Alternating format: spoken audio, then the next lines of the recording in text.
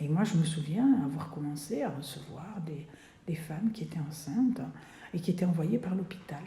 L'hôpital, dans sa grande ensuétude, et elles étaient enceintes, mais elles étaient porteuses du VIH. On les avait. Et donc, le couple est tombé. Les médecins infectiologues leur disaient à l'hôpital, la grossesse vous est interdite. La question de la contamination de la mère à l'enfant, on savait, mais on ne savait pas établir. Enfin, les chiffres qu'on avait, c'était 50% de risque de contamination de la mère à l'enfant. C'était énorme quand même. Et est-ce que c'est toujours le cas aujourd'hui? Ah non, heureusement, on a fait des progrès. Donc cette histoire quand même de l'épidémie de sida, on se l'est prise en pleine gueule.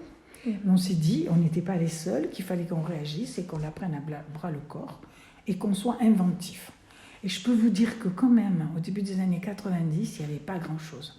On était quelque peu démunis. Il n'y avait pas de moyens. On n'avait pas vraiment d'interlocuteurs. Voilà.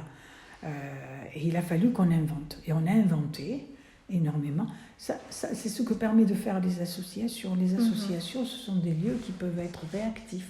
On sait s'adapter, etc. Par rapport au début de l'épidémie, d'abord au début, on ne savait pas.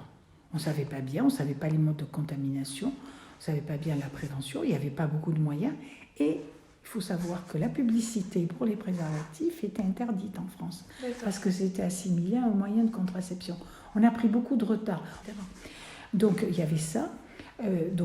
Accéder à la prévention, c'était quand même compliqué pour les gens, voilà. Et ça restait quand même quelque chose de très tabou, voilà.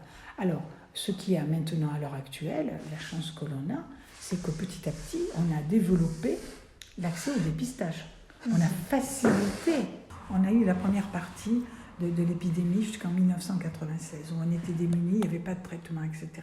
Et où là, on avait quoi? On avait la capote, effectivement, comme seul moyen de prévention.